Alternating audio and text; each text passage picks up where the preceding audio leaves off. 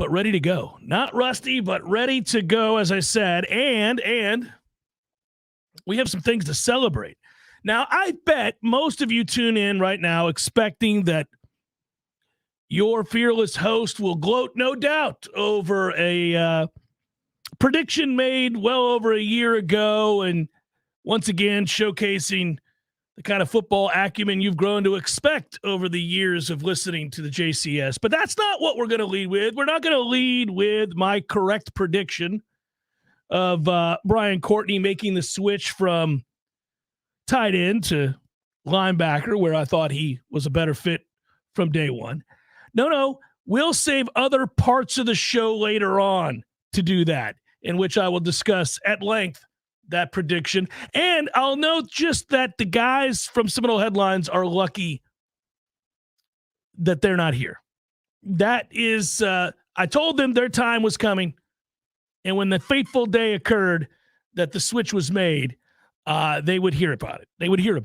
You guys knew it all along, though, because you listened to this show. That's why. Instead, I'll begin with, while we were away, it wasn't just that I was right. It's that Ira Schafel was right, and others that predicted Florida State would bring in some yeses over the holiday weekend and the extended holiday weekend for many. And that's exactly what Florida State did. It started really, if you go back, and I got to say, I recorded videos with Michael Langston, senior recruiting analyst. He and Matt Lasser have done a really good job of obviously kind of breaking down these commits and breaking down who these kids are and where Florida State sat in an effort to get yeses from them. It began with our conversation surrounding Ricky Knight, who said yes to Florida State on Saturday. And really, a lot of people kind of thought that's what it was coming. The young man out of West Palm Beach was going to be a Nole, and he is now a Nole. And he talked at length yet again, like so many of the other recruits that have said yes to Florida State, that, hey, look, there seems to be some sort of momentum, family atmosphere, trust, camaraderie at Florida State that is, I think, enticing for a lot of guys. You're not going to get everybody you recruit. You're not going to get all the kids that you want, but it's nice to hear from the ones that do commit that there's something that they feel that's different. Now, I think recruits tend to say that no matter where they're going, they were excited about that place. They're excited about that coach, that fan base, whatever it might be. But it's not always the first thing cited. A lot of times it's any number of other aspects of the recruitment that stood out to them. But almost 100% across the board, almost universally acclaimed always, is that there's a good sense of family at Florida State and Mike Norvell's, I guess, authenticity. Now, some of the other coaches certainly deserve credit for that. Mike isn't singularly responsible for all of these kids saying yes, but if the head coach is a guy that they can't believe in, then your position coach is kind of helpless. Your head coach has to be an asset to you in recruiting, has to be a big part of why they say yes. Quote, I trust in what Coach Mike Norvell is building. I wanted to add to that. That's Ricky Knight saying yes to Florida State. And, I think it's exciting. Coach Surtain gets one there, and Patrick Surtain is a guy that we're going to be watching very, very closely because he's a kid. He's a guy that when you brought him onto your coaching staff, you thought could certainly have an impact on South Florida, could have an impact on the kids that are heavily influenced by his successes in South Florida. And obviously the kind of coach that he could be, that's huge. Now, from there, Elijah Moore, wide receiver, that's a big-time commit. And again, you watch Florida State bring in guys that this is a top 50 receiver in the country. This is a player that is a 4-star at wide receiver. But moreover, look at the kinds of kids that they're trying to bring in at that position. You beat out Ohio State for this young man. That's a big deal when you consider how good Ohio State's receiving core has been for years. Every time you look up, they have either the best or one of the 3 or 4 best receiver segment groups in the country. So initially, I thought when looking at Elijah Moore, Florida State would have a hard time getting him out of Maryland. Not because he wanted to stay in Maryland, but because he'd be heavily recruited by Brian Hartline. And there was a chance that there would be other guys that would, take a good long look at him Penn State wanted him, Florida wanted him, Southern Cal wanted him. You beat out some big name schools for his services. You end up beating out Ohio State, the aforementioned Florida Gators, Penn State, Nittany Lions, et cetera. That's a big deal. So Florida State gets another tall receiver, 6'4", close to 200 pounds, not even in college yet. That tells you that he's got a lot of room to fill out, and he's got that size that you covet. And Florida State gets a yes from Elijah Moore. That, too, was a big deal. And that was a guy that, for Ron Dugans, he was referenced, was Ron Dugans by Elijah Moore, along with Mike Norvell. If you think about Mike's background, he's a former receiver. And now they seem to have the ball rolling. He and Ron Dugans doing a very good job.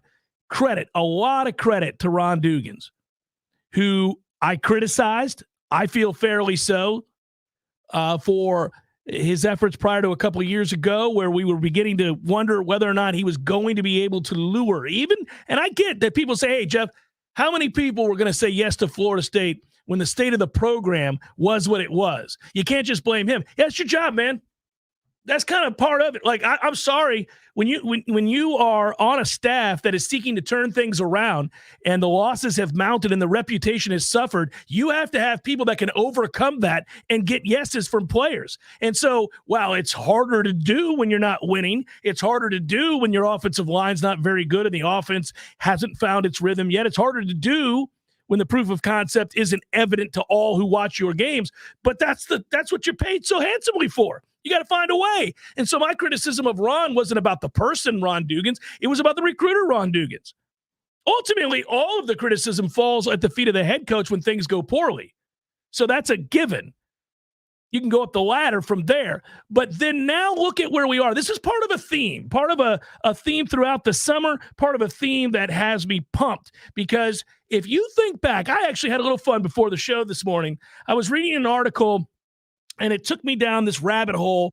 It was about preseason rankings and odds. And, of course, me being a gambler, I was looking at various odds.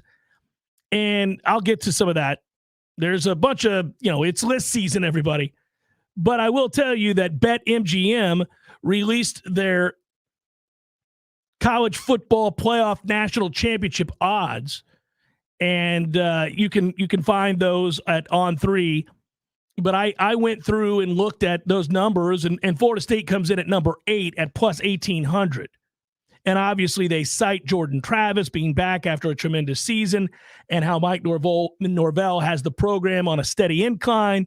Talked about that season opener, which we're all talking about with LSU, et cetera. And so, whatever. We can look at that. I'll look at the other 7 teams. We'll talk about it in a moment. But what I did do was I thought to myself, man, the recruiting weekend and where we sit currently on the calendar and how close we're getting to camp opening, the ACC media kickoff at the end of this month when we head up to Charlotte. We're scheduled to go up there a couple of weeks from now, 3 weeks from now. Really looking forward to that this year because obviously you have all the conference stuff, but then you have the momentum and expectations that center around Florida State's successes this year. So when you get to a place where you're a couple of weeks away from something of significance and you're less than a month away from camp starting, getting out there, watching practice, watching this product, watching the competition, watching what is slated to be one hell of a campaign for Florida State and what should be intriguing week to week. So, that's that you start to get that feeling, right? It sparks a little something in you when you wake up. And I thought, how much different after a long weekend into the holiday yesterday do you feel now with these yeses from players like Elijah Moore, et cetera, and where we were just 2 years ago, where we were before the start of college football 2021? By the way, I'll remind you, the AP rankings that came out, the AP football poll that came out before the 2021 season, top 25, featured Alabama at number 1, Clemson at number 2, Oklahoma at number 3, Georgia at number 4 at that time. Guess who was number 5? Iowa State. Frauds. Everybody was still glowing about Matt Campbell's sorry ass. But anyhow, that said, there we are. And it was Ohio State, and it was Texas A&M with Jimbo Fisher. It was Cincinnati. Remember that? Everybody loved that Cincinnati team. It was Oregon. It was Iowa. It was LSU. It was Miami, who in 2020 had finished, 9-3? Whatever that was. It was Notre Dame and North Carolina. And you know who it wasn't? You can go on and on. It wasn't Florida State. Nowhere to be found. You know who was, Coastal Carolina. Top 20. Florida certainly was. Arizona State. Southern Cal, etc. Louisiana. Louisiana, not LSU, Louisiana. And we were nowhere to be found. There we were on the outside looking in, fresh off a disastrous COVID campaign, desperate for normalcy. And normalcy in a Florida State football fan's world is top 10, playing meaningful games where results matter, where when you are having a tough day at the office and you're favored by 2 touchdowns or more and it's tied in the third quarter, that sinking feeling in your gut because a loss here would signify a massive impact nationally because you're going to upset the apple cart and you're certainly on the verge of setting fire to your preseason expectations. You want to get back to that, right? Just like you want to get back to, we're ranked number 7. We're right there on the cusp of being a college football playoff team. And this game, this weekend, and how we play can help us take another step forward to that end. And now Florida State, just 2 years, 2023, here we are. Again, that was 2021. 2023, here we sit. You're moving towards a top 10 recruiting class. You're moving towards a preseason ranking, certainly in the top 7, and expectations that you could make the college football playoff and win the ACC. That's how quick it can turn around. It's worth reminding yourself of that. It's worth pinching yourself and celebrating what is now a rather rapid return to college football's elite. This time last year, we talked about the importance of the season, but we weren't talking about winning the conference. We weren't talking about a program that has a chance to go to the college football playoff. We were talking about having a freaking winning season. I don't know about you guys. It's depressing. Like, I think about it from a job standpoint. Okay, so if I go to practice and we watch games and analyze games and do shows and write articles and look at, Saturday to Saturday, week to week, what the program is, where we're at, where we stand, it is so much easier because when you go to a practice and the results of that upcoming Saturday's game does not matter. Like, you win by 50 or lose by 30, it's not going to make a difference because your team isn't any good. So the fan in me gets an opportunity to come out when they're good. Like, I get to just be an unabashed diehard Nole. But then also the media part plays into that, and you can marry the two because results matter, expectations matter, the emotions that you can put on the back burner for the moment, they hit you, you feel those things, you're watching a great practice, and you're thinking how that translates onto a Saturday, but you're also thinking about it from the bigger picture. Well, they are in rhythm, they look good, they are comfortable with what they're running. Everybody seems to understand their role. They're going to win this Saturday. And you know what that means? If this happens and then that happens and we do what I think is going to happen on Saturday, then we are going to launch to 6 or 5 or 4. It's a different feel, a different conversation, a different discussion, a different interaction that you and I have, that we all have, that you have with your friends and family. And that's the kind of season we're entering into. One where every Saturday, whether you're favored by 4 touchdowns or it's going to be a nail biter like the LSU game or the road Clemson game, every Saturday has it's going to have a direct impact. It's going to have an effect on where Florida State sits, but also what the national picture, the storyline is saying. And so when we were getting commits over the weekend, when Florida State, had a big play wide receiver in Elijah Moore say yes, and there are still others, by the way. When you get Rodarius Morgan committing to Florida State, Red Morgan, defensive back, committing to Florida State out of Phoenix City, Alabama.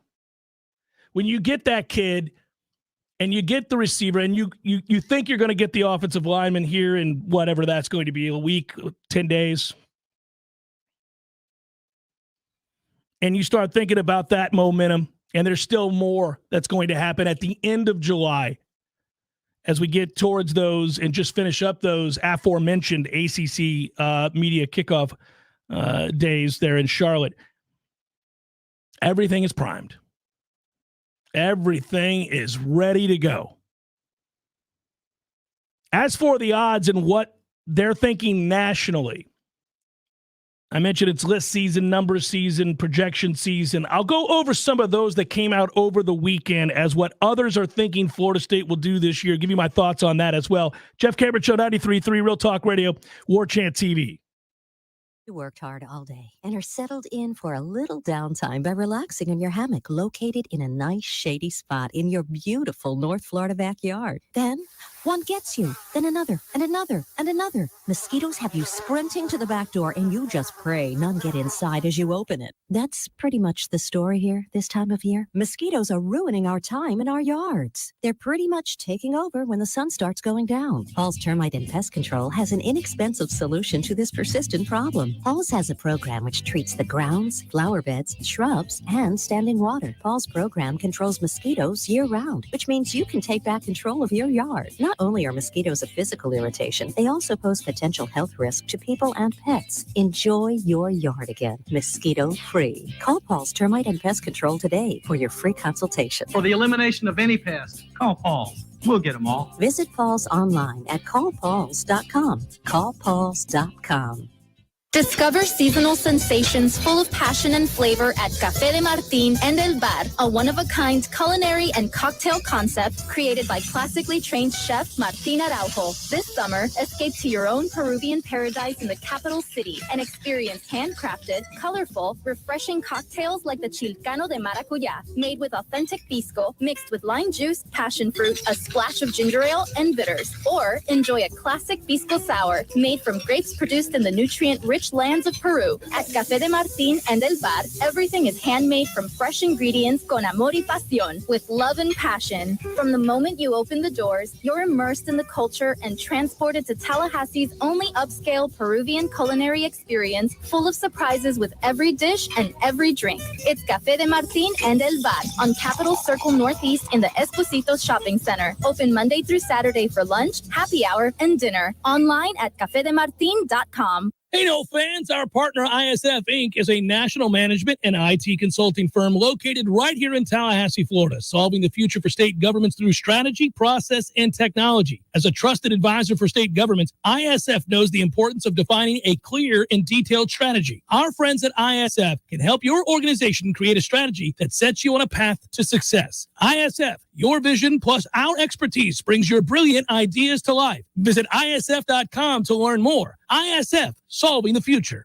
If you've been considering getting a new hot tub or upgrading your existing hot tub, now's the absolute best time to do it. Hot Spring Spas has the jets on full blast, and the prices right now have never been hotter. You can find huge savings at Pinch a Penny Pools and Spas, and we mean huge. For a limited time, you can get up to $5,000 off in instant discounts and rebates, plus 60 no-interest financing for qualified buyers. You heard that right, $5,000 in discounts. And that's not all. When you buy a hot spring spa from Pinch a Penny Pools and Spas, you'll get a free consultation to determine the best placement in your yard for installation, a free accessory of your choice, and install can be completed in just a matter of days. It's the most aggressive rebate program that's ever been available to buyers from Hot Spring Spas. So stop by Pinch a Penny Pools and Spas on Greer Road today to check out their 12,000 square foot showroom with over 50 hot tubs on site. If you're ready to relax, Pinch a Penny Pools and Spas is ready to show you how. We all want more energy, more strength, more results. Well, welcome to Orange Theory Fitness as you take a step towards feeling more alive today. Backed by science, Orange Theory's heart rate monitored workout is scientifically designed to keep heart rates in a target zone, spiking metabolism and increasing energy. Orange Theory Fitness is a one-of-a-kind group personal training workout resulting in more energy, visible toning, and extra calorie burn for up to 36 hours. Experience a more vibrant life today with Orange Theory Fitness. To find out more, go to orangetheoryfitness.com.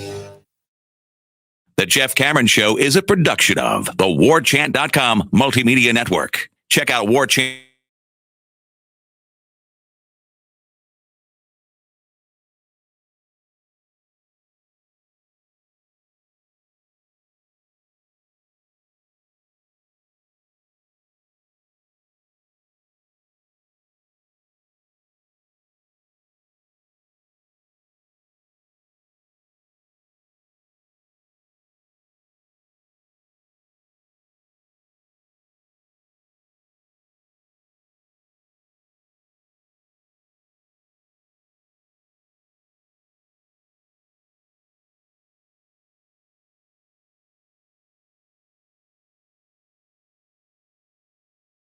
More and more get introduced in various forms. If you're a gambler, you're looking at odds for national championships, conference titles, Heisman, all the stuff that you can bet preseason,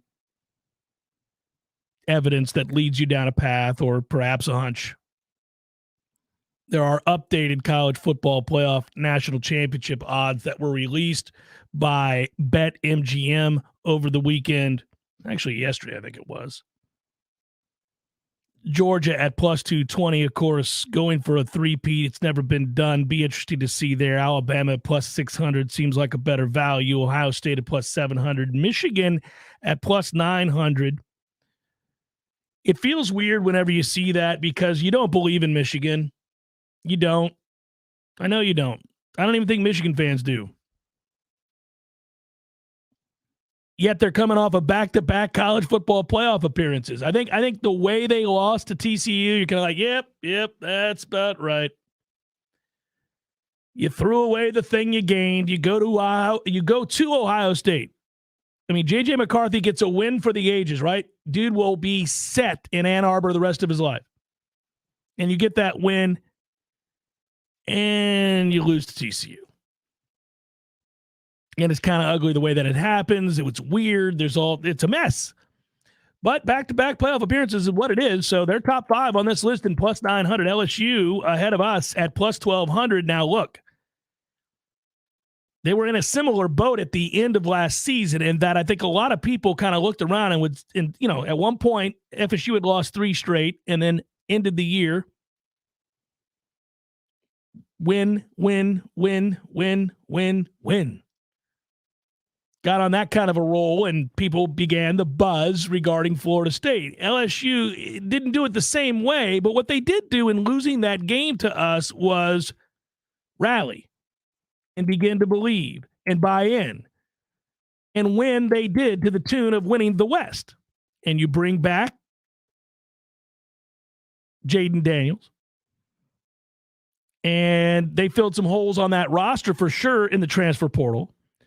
And LSU is in another good spot to project a top 10. Number 5 on this list is interesting, though, at plus 1,200. Suffice to say that Florida State LSU will help early set the tone for which of these programs is in a driver's seat to make the coveted spot into the college football playoff. I always wish this year, in a weird way, was the 12-team playoff because I think there are a lot of teams that are very similar. Southern Cal is at plus 1,400. Caleb Williams coming back. Obviously, you can just stop there. He's great. Clemson's at plus 1,800. We'll see. Cade Klubnik. Is he right now better than DJ Uiagalelei? Probably, because DJ was wildly inconsistent. When he was good, he was good. When he was bad, he was bad. And they needed something a little bit more even-handed. But, the good news here is 2 of these teams, one of them's you, so 3 of them. You're playing 2 of them in the first 4 weeks. Obviously, if Florida State were to win both those games, you've got to get out of jail free card and feel good. Florida State does come in at 8, also tied with Clemson at plus 1,800. So 7th, 8th, they're tied. Texas at plus 2,200. Quinn Ewers back. Penn State rounds out the top 10 at plus 2,500. That's kind of interesting. From there, rapid fire: Notre Dame, Tennessee, Oregon, Washington, Texas A&M, Utah, Wisconsin, Oklahoma, UCLA, and Ole Miss. That is a list that does not include TCU. from the penthouse to the outhouse, perhaps. We'll see.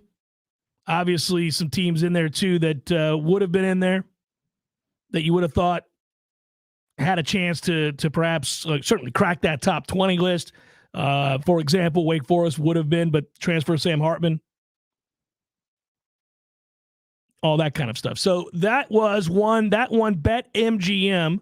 There was a mock model, Austin Mock's model, ranking the best teams in the top 25 for college football. You can read that one in The Athletic. I just bring these to your attention. It's not me lending credence to those projections. It's not me telling you that that's what's going to happen.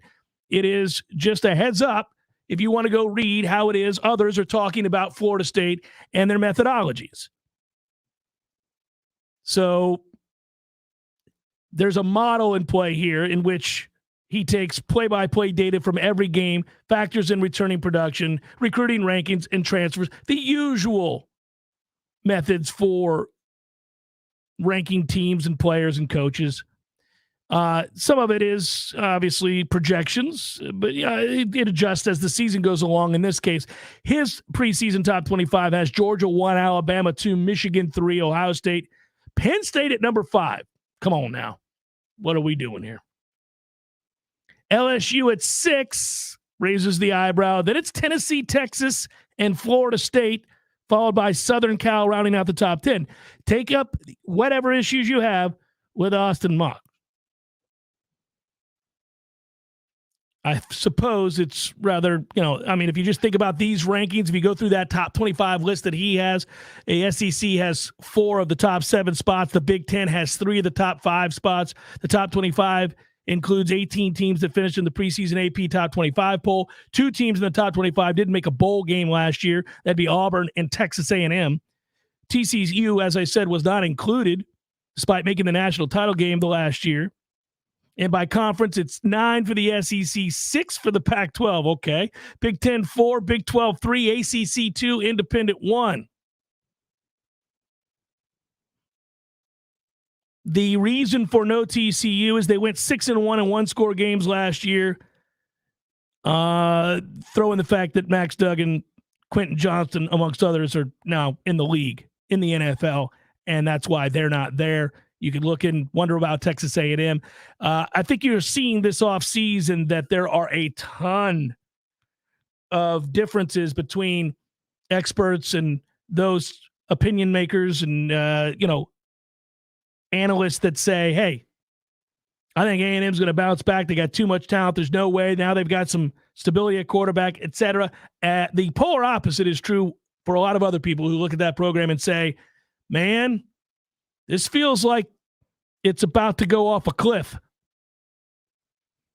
Feels like, you know what, no matter what recruiting wins Texas A&M has right now, if you were interested in those players, like a significant 5-star that said yes over the weekend, you got to keep recruiting that kid. They're all going to be available, baby. When the plane crashes into the side of the mountain, all of those kids will be available. So keep on recruiting, everybody. Jeff Cameron Show, 93.3 Real Talk Radio, Warchant TV. Your local news now. People across the state now have access to a new tool to potentially prevent deadly drug overdoses. Florida joins a growing list of states allowing people to own fentanyl test strips. This comes as more people are dying from fentanyl-related overdoses across Florida. Fentanyl test strips are readily available online. Amazon has hundreds of them available, with many costing less than $1 for each strip. Florida now joins 35 other states and removes fentanyl test strips from the list of drug paraphernalia. A man was stabbed and seriously injured in a physical fight with another person Friday. The incident occurred at about 11:30 a.m. near Polk Drive and Meridian Street. The man was transported to a hospital for treatment of serious injuries resulting from the disagreement, including a stab wound in his abdomen. The investigation is ongoing. No arrests have been made. This is Rachel Anay with your Real Talk 93.3 local news update, brought to you by Macklemore Systems, Tallahassee's go-to Mac store. Check them out online at MacklemoreSystems.com.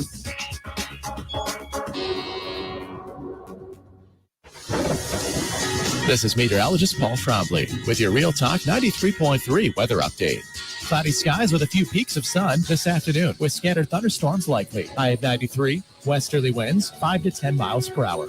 Mainly cloudy skies expected tonight. Scattered thunderstorms likely. Lows dip down to about 75. Scattered thunderstorms again tomorrow. Daytime highs approaching 94. Partly cloudy skies.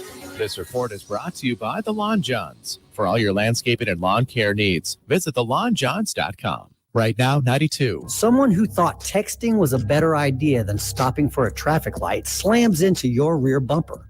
Now your back is injured and you've got to be at work and rehab all without a car.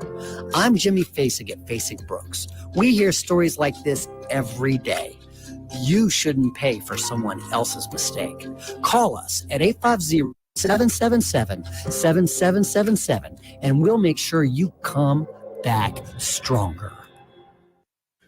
My man Eddie. Jeff, what's happening, dude? Bears eating people all over the place. I read another article today. It's the third one in the last month of somebody getting mauled to death by a bear. Man, bears have their own space. Well, you got to let them have that. You do. You got to stay clear of bears, is what you're saying? Yes. I got a question for you. Here you go. If you had to be mauled to death, eaten alive by any animal in the world, which choose to eat you alive? Ooh, I think maybe I'd want, I don't know, longevity time, a mouse. Just a slow burn. Slow burn. This thing just finished the pinky. It's been a month. I could go to work. I could still do my thing. I could probably live 30 years. I thought you were going to say great white because it'd be quick, or a grizzly. We went with mouse. Yeah, mouse. Okay. Mouse it is. Gordo's bringing the flavor and flair of Cuban food to Tallahassee since 1996. Welcome back to the Jeff Cameron Show, sponsored by Legendary Home Loans, a mortgage experience designed around speed, simplicity, and customer service. Before you buy your next home, contact our friend Shannon Young.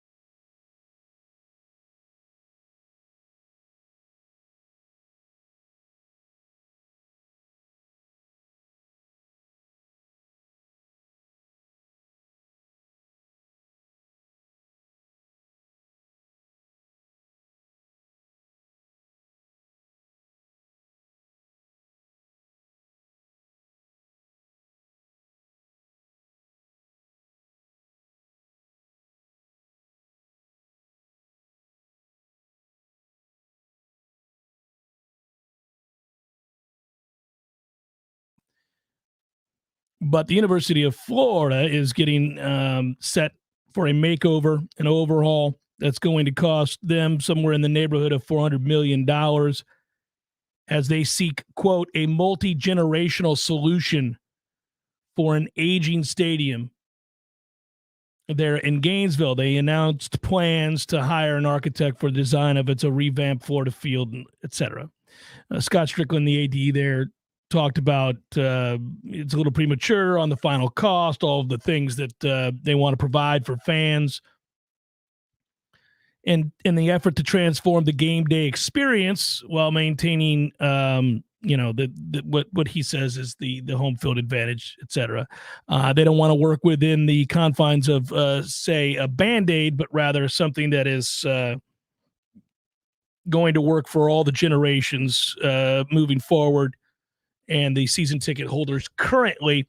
And it mixed in all of that, it talks about the history of the stadium, and it talks about the different projects and the way they've gone about over the years, expanding the stadium. And now what we're seeing across the board, retracting. I mean, the additions to these stadiums are largely from a technology standpoint, right?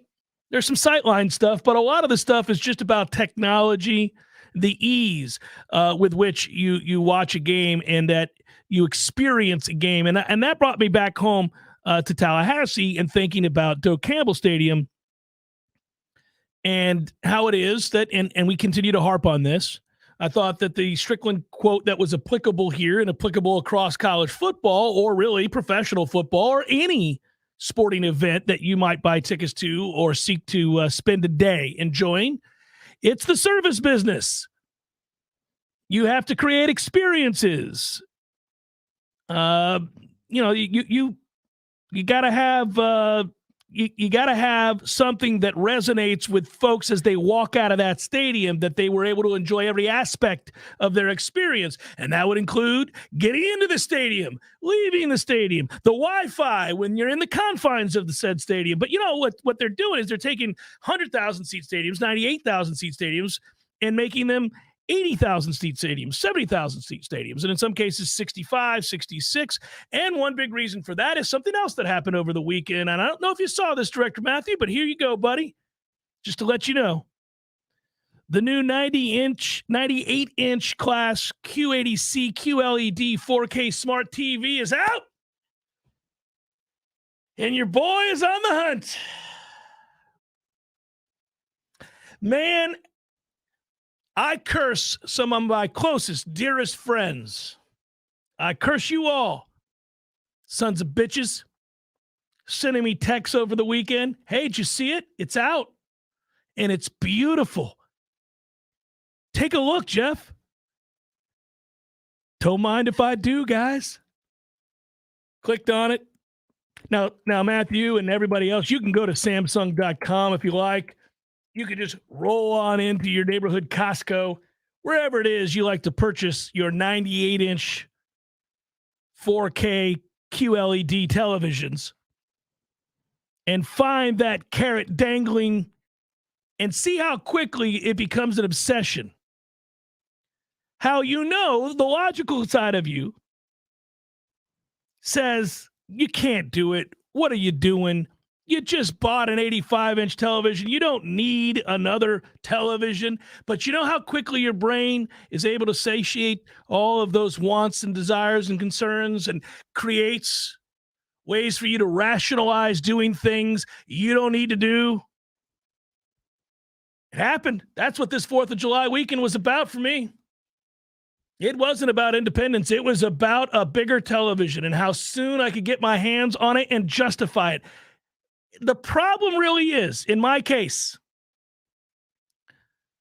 and guys, you could tell me, when did I buy that 85-inch television? When did I brag on the air about the 85-inch television? Huh? What was that? Is that 2 years ago now? It's a dated television. I mean, honestly. And you know what else? No sooner did I purchase that bad boy, and it's beautiful. It can be seen from the street. The lights, they glow for blocks on end if I've got the curtains open. People walking their dog are blinded. But I'll tell you, yes, Noel Dad, Christy could probably tell me the exact date and time, but I realized that I had failed. I failed you as a man, all of you. Sure, it's impressive. It's enjoyable. Movies, sporting events, video games, you name it, have all been enjoyed by the Cameron family these last 2 years on that 85-incher. And now I look and I see the corner in which it sits, the optimal amount of space between the screen and the couch that I lay on while watching, or the recliner. I did the measurements. I did the math. I saw the recommendations. And I realized it could have gone bigger. I realized I could have been bigger. And the seed of that discontent, the seed for a newer television, was planted in that very moment. When I put it up and I saw the space that was still available, reaching to the ceiling and to the sides, and the measurements that allowed me to realize we can go bigger. We can go bigger here. At that time, it didn't seem reasonable at all to go with a 98-inch television. Didn't even really know that there were those that could be had. Not at a reasonable price, anyhow. I wasn't going to get a movie projector. And now I know. Now I know they're available. And you know what happens when you see this release for the 2023 98-inch beauty. Oh, sure, right now it'll tell you it's $7,000, and that seems unreasonable. It seems absurd. I can't justify that. I mean, I can't. I got kids set to go to college. I got a lot of things I got to do. I got a lot of things I got to do. How am I going to? So, But it's going to happen because once it's $7,000, we're not that far away from it being $3,500. In a lot of ways, I can link the two. I can talk about how FSU was 3-6 or whatever the hell, and 5-7. And now look at us. 10-3 preseason, top 10, talking about going to the playoffs. $7,000 seems unreasonable, but that's really $3,500 in 6 months. That's all that is. And at 0% interest, sir. It's a worthy investment. Agreed. Broke toaster. At what point do you just get a home theater system? I mean, I kind of have it. You want the kit and caboodle, you want the chairs, the vibrations.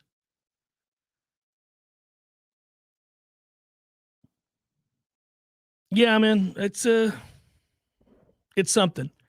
It's something to ponder. And just know it's on my mind. Get ready, everybody. I'm going to have to justify and tell my wife that we're moving an 85-inch television into our bedroom,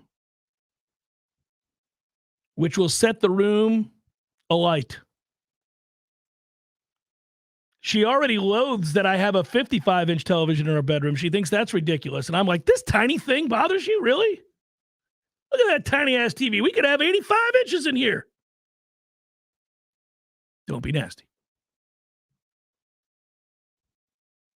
And now I'm thinking about, so you bring that in there, and then you got the 98-incher out there, and there you go. But my larger point was, stadiums are getting smaller, and one of the reasons that they're getting smaller is because you can get these things. They're ridiculous. And when you look at them, you're like, sweet Jesus. I honestly think sometimes when I go, you know how when you guys go into Costco and you walk in, and they're not dumb, they've got it all set up. Right when you walk in, the first thing you see, rows of incredible televisions. Do you ever look at those televisions and think to yourself, that's higher quality than the real life world we're living in here? These TVs look better than what I see when I'm walking around outside for real. I would go out in nature more if my reality looked like it does on television. I'd want to spend some time outside by a stream if it looked like it did on my 85-incher. It never does. It never does. But, you know, I actually look forward. I look forward to the smaller version of Doak, the smaller version of all these stadiums, just so long as we can get in and out of the damn stadium and have proper Wi-Fi. You know, I mean, you got to get. Oh, broke toaster. Just think of how awesome all those videos of actual fires are going to look. Yeah, the race for amenities in stadiums, you see it from every athletic director that talks about the adjustments that are being made to what they have, whether it's a practice facility, whether it's a football stadium, it's future planning, it's downsizing in terms of the amount of people that go to the games, and it's upgrading in all the technology and the opportunities to, they try to turn everything now into a long weekend. They want you to come in on a Friday. They're going to host a concert. You're going to have all these different events in and around the stadium. And frankly, if you're going to ask people to come from all over the country, or certainly through all over the state, to a hard-to-get-to place like Tallahassee, a couple things have to be right. You have to be really good. You have to win games, and they're handling that part of it right now. They're doing some good things. That's a big part of it. That's the biggest part of it. But you also got to have all the other amenities, and some of the things that they've done haven't worked per se, but it's also coincided with the program not being real good. And we're going to enter back into that space where everything seems to run a little bit more smoothly. The money is available for all the things that you're asking for when you're winning games. It's not practical. It's not pragmatic. It's not something we're looking to invest in when you're 5-7. When you're winning games and going to playoffs, sure, seems like a great idea. We should add to it. Let's improve the Wi-Fi. Oh, by the way, again, can you get us in and out of the stadium in a reasonable time? Please, Jeff Cameron Show, 93.3 Real Talk Radio, Warchant TV.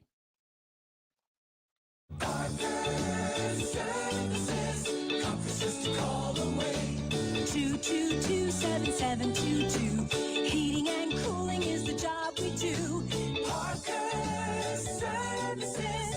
Comfort Invest in a Peak Performance membership and you'll buy peace of mind in knowing that you're extending the life of your system and probably saving money on your power bill too. The program includes comprehensive tune-ups that keep your system running at its maximum efficiency. And Peak Performance members get many benefits, including priority service. Members jump to the front of the line when their comfort system fails. And a 15% discount on all parts. The Peak Performance membership pays for itself over and over again. Call today and have peace of mind. Florida license number CMC 050334. Parker Services, comfort just a call away.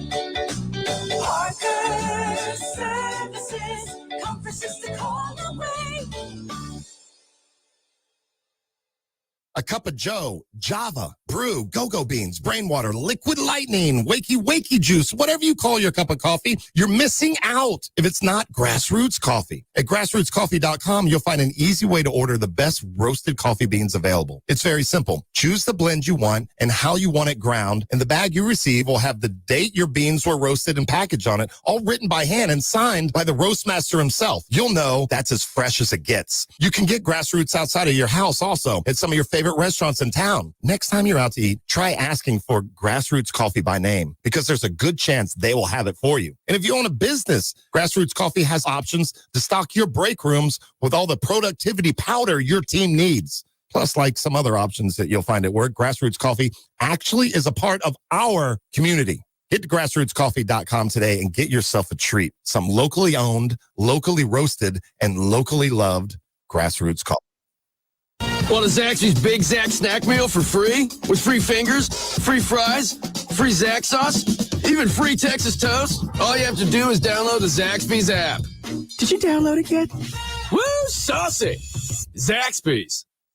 Your body is a masterpiece designed to heal itself from within. Learn how to maximize your health by tuning in to Phenomenal Health with me, Dr. Ryan Finn. Saturdays at 2:30. Experience true health today and call Finn Chiropractic at 386-7700.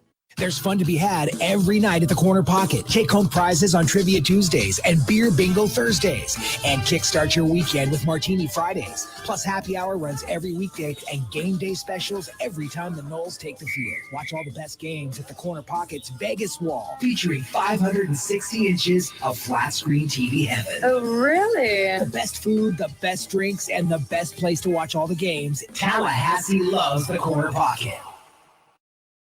The Jeff Cameron Show is a production of the Warchant.com Multimedia Network. Check out Warchant.com today for the latest news inside Florida State athletics.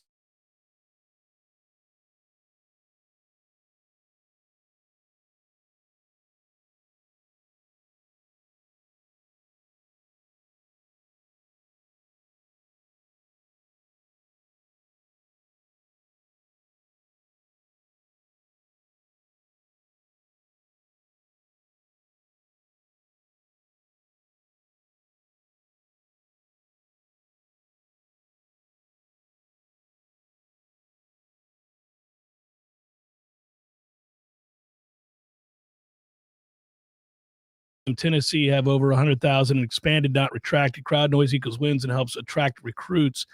Well, declining attendance across the landscape of college football was documented as a 8-year trend, and many schools began to entice fans, not by expanding, but by offering certain types of amenities. As for Neyland, it actually did decrease, Sean. It went from 104 to 101.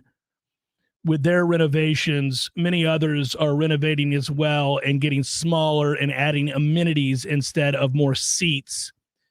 And the expansion and the continued expansion for the cult that is Texas A&M football has led to nothing. They haven't done a damn thing. So we can go one by one and look at these things. Yes, there are places whose attendance is something to behold. Neyland's one of them. Tiger, listen, watching LSU fans are great. Some of the best fans in the world. Where Florida State is located is a problem. We're always going to struggle. I've always felt like, I remember at 83,000, that was great. It feels to me like Doak should be somewhere in the neighborhood of 70 to 72. And, that kind of, but the difference between the noise at 72,000 as opposed to 80,000 is negligible. It's more about sort of the design of that stadium. Does it hold noise?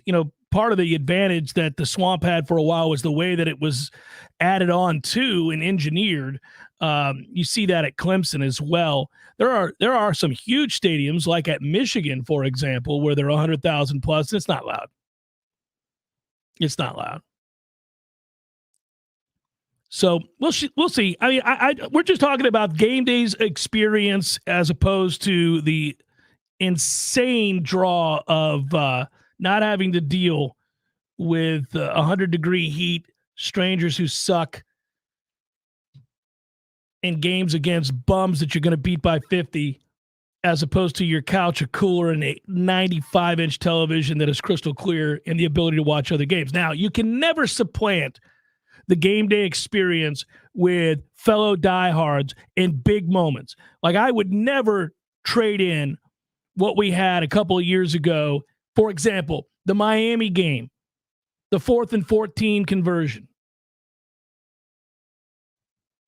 That moment in the stands with my father and my two sons and my fellow Noles all around me as we celebrated what was surely going to be a win now that the ball was on the inch line and we'd converted 4th and 14. You don't get that on the couch. You don't get that at the house. You don't get that just because you have a nice television. No, that's the feeling that you take with you forevermore because you were in a stadium, because you had experienced it, that sound, that moment, that anticipatory snap, all those things that happened, you wouldn't get at home. But most games are not that way. Most games are like, okay. Well, Southern Miss action today, huh? It's 96. It's 96 outside. By the way, same time we're playing, such and such is on. I also think it's an age thing. Admittedly, I think you get past the age of 40, you're like, I've been to a million games. When you're 18, all you want to do is be at the game. One thing's for sure, one of the biggest changes in my time. So if I go back to, I'm in school when it's 1991, 92, you were at the game. You're with your fellow students. You are lined up, tailgating, having a good time. You are all of those things. It's the experience. It's all of it. But also, we had crappy 32-inch glass televisions that were low def, and you could barely see what was happening. You just didn't know any better. You didn't know there was going to be a future where the TVs provided a better and clearer picture than the real world did. But once you got a taste of it, you began to kind of devise the future plan. Well, I'll just turn this DIN. I mean, we hardly ever use this DIN. That's how it works. But the bigger games, you'll never beat it. You want to be in the stadium. It's incredible, and those are the moments that even when it goes the wrong way. I couldn't have replaced going out to Norman, Oklahoma, even though we got blown out. But to be there with my dad and to be there with friends and to be in that stadium and in that moment on a crystal clear day, beautiful weather, and that's why we've been screaming from the mountaintops. And now that maybe we're good again, and not maybe, but now that we are good again, and now that people have seen the light and we've made back the money, we can just always schedule home and homes. We don't need to be doing this nonsense, Orlando. As much as I like New Orleans, I think I would have rather have been in Baton Rouge to experience that stadium with those fans as well. Hour number 2, forthcoming. Stay with Jeff Cameron Show, 93.3 Real Talk Radio, Warchant TV.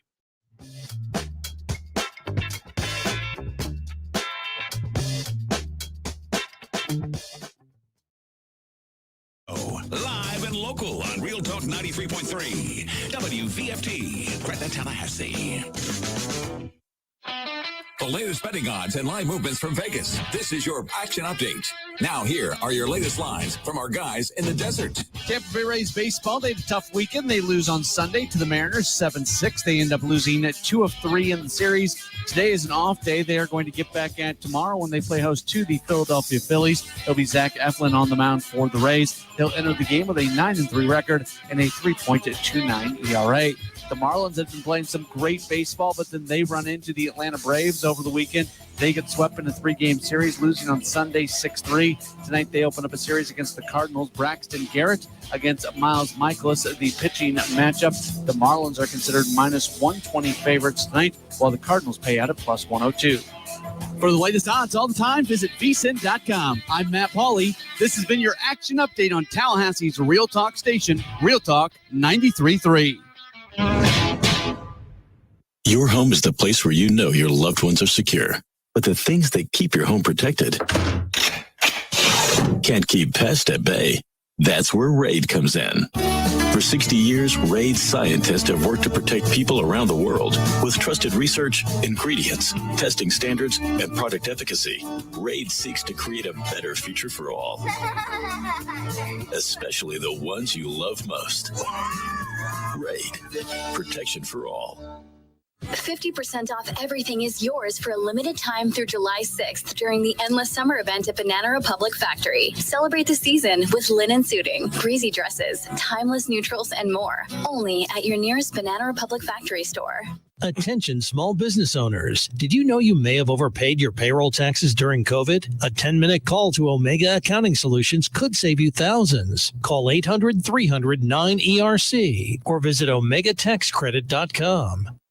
Whitten Glass has been taking care of families since 1945. Experienced, reliable professionals who offer only the best, like Whitten's top-of-the-line bath enclosures. Eye-catching storefronts are a specialty at Whitten Glass, and they provide precise installation. Whitten Glass, Tallahassee's first family in glass. Online at whittenglass.com. Call 850-222-5781. There's no doubt that buying a home can feel overwhelming, especially if it's your first home. You're worried about location, school zones, square footage, inspections, insurance, loan approvals, interest rates, and of course the price. Buying a home can be the most significant investment you've ever made. But there's good news. You have our friends at Legendary Home Loans, and they're on your side and in your corner. They're going to go to bat for you. Shannon Young from Legendary Home Loans can help first-time home buyers get up to $25,000 for your down payment. For first responders, veterans, teachers, military, and healthcare workers. And that's not all. Shannon is an expert navigator of the home loan terrain, and you can trust that he's going to get you the most competitive interest rates and guide you through the process every step of the way. Plus, Shannon will also get your closing costs reduced. It's the Hometown Heroes program at Legendary Home Loans.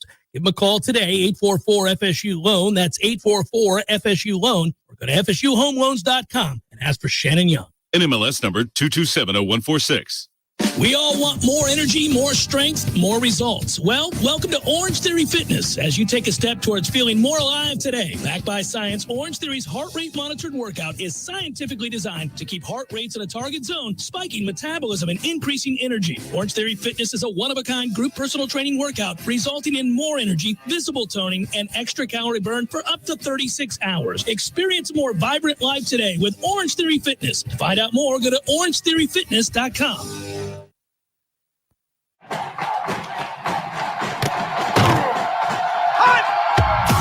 Broadcasting live from Florida's capital city, this is the Jeff Cameron Show, brought to you by Orange Theory Fitness on Real Talk 93.3. Now, stop what you're doing and listen closely. It's time for the Jeff Cameron Show in 5, 4...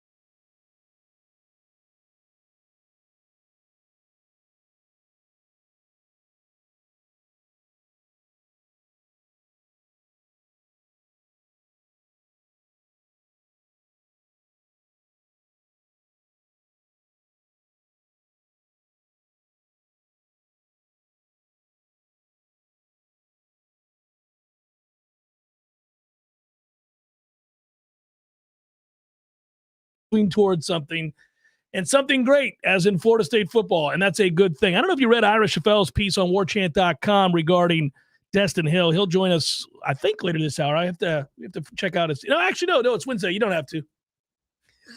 Director Matthew had that look like, what? What are we doing?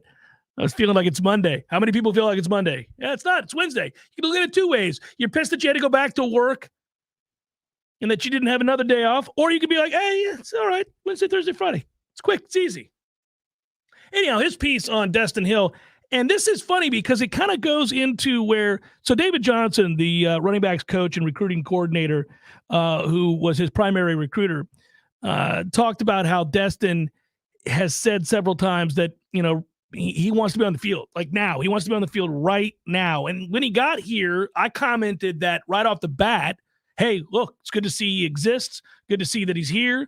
Good to see that us sticking with him or the coaches sticking with him may have, in fact, paid off here, as this is a kid that has explosiveness that's not, not littered throughout the roster. It's a different kind of speed. At the time that, Florida State recruited this kid, he was considered a top 20 receiver in the country, a huge prospect out of the state of Louisiana. A NOLA kid coming in here at that speed, that size, we thought, okay, that'd be great. Well, then, all that time went by, and just at some point, just because if you look at recruits and recruiting history, you wait this long on a guy, generally speaking, they're not coming. You're not getting them. It's not going to work.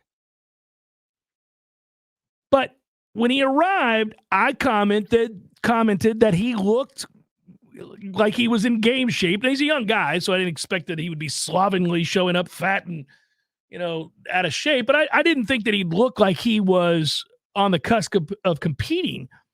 But that he is trained to that end and has continued to work in order to get on the field is exciting. And everything you hear when you watch players, remember last week we showed the Trey Benson reaction when he was asked about Destin Hill and the look on his, we always joke game recognizing game. When the look on his face, sort of guys know, players know better than anybody. When you're out on the field working out and you see a guy who has that kind of explosiveness, who has that kind of quick twitch, or you're in the weight room and you see somebody doing something freakish, or both, you pretty much, okay, this guy's different. And that's the sense that we've had since he's arrived from players. Now, I haven't seen him. I mean, I can go back and look at those high school tapes, all that, but I have not seen him out there, and we'll get that opportunity soon enough. And I'm really looking forward to it, because when you talk about the things that can happen that push you over the top beyond what your projections are, a lot of things have to go well. You got to stay healthy. First and foremost, you got to be a healthy team. You got to have guys that you're depending on the field. So it would start with quarterback. That's a given. Your game changers, the guys that can dictate terms, whether that's a Trey Benson at running back, that's a Johnny Wilson at wide receiver. They all got to be right. You got to have the emergence of Shaheem Brown at safety, a kid who we think has all the tools to be very, very good, who, when you got a glimpse of him last year, saw that he was on the field during important situations, and he's capable, but he's got to take that role now. It's on him. He's the guy. And he was not completely healthy in camp. He gutted it out. He worked through the day-to-day, but he wasn't always healthy. So we didn't see the explosiveness that we were waiting to see and sort of the big plays being made by him that I think he's capable of. But things like that have to round into form. You go out and you get a Fintrell Cypress and you bring him over from Virginia. If he is truly kind of a lockdown corner, then you find yourself in a position now with a good corner of Bernardo Green, a difference maker at safety, perhaps one of the ACC's best at the other corner. You're not going to be elite at linebacker, which is going to get me to that prediction, which came true in just a moment. But, you don't have to be. The modern game doesn't really require it. Unfortunately, the role of linebackers, certainly the number of linebackers you have on the field at any given time, has diminished with the modern offenses and the styles that spread you out and play fast. And so you're kind of like, all right, well, the weakness on the team is something that can kind of be disguised, but also if all the other things are right, it'll be good. It'll be good enough. And then there is the stuff that you're not able to predict, that you're not able to project. You have no real way of knowing that if that goes right, it catapults you into another realm. It takes you up a notch that you're not predicting now. We can all predict that Florida State's offense is going to be very, very good this year. As we sit here today, just naming the personnel, talking about the depth, knowing what you have returning, and also the experience and talents that you have at quarterback, and you think about the combination of Mike Norvell and Alex Atkins, game planning, calling plays, this offense is going to be put in a position to succeed a lot. They're going to put up big numbers. Defensively is where we're turning our attention and wondering, can they take a big step forward? But where you don't, we don't know. Is Winston Wright all the way back? Is Destin Hill going to get on the field this year? How much better does Keon Coleman make this receiving core? I've got to guess. I think he's an important piece to what Florida State's going to do offensively, but we haven't seen him play in the garnet and gold. And then you have those tight ends, which just, again, every time we have the conversation and we talk out loud about what this team can be, if I go down the list and then I think about the depth of those positions and the talent at those positions, and if all these guys are able to give it a go right here, right now, day one, if Destin Hill is helping you in special teams, we've talked a little bit about what you've lost, what you don't have in Micah Pittman, right? That to me is less of a loss in the receiving core and more of a loss in the punt return game. Not that he was a game changer. This isn't, we're not talking about Deion Sanders in the return game, but we are talking about a guy that was consistently good. He was going to catch the ball. He was going to give you a little something, and you weren't going to lose a ton of field position and a ton of yardage because you didn't have guys who could track a football and run up and make a catch, or that didn't have the intestinal fortitude to do so, or both. That's not the problem anymore. You're not going to have that, but now we're worried about it again. So does Destin Hill help you there? Is he a guy that immediately gets on the field there? So, within that article that I'm referencing that you can read at warchant.com, I read the following excerpt as written by Ira Schafel.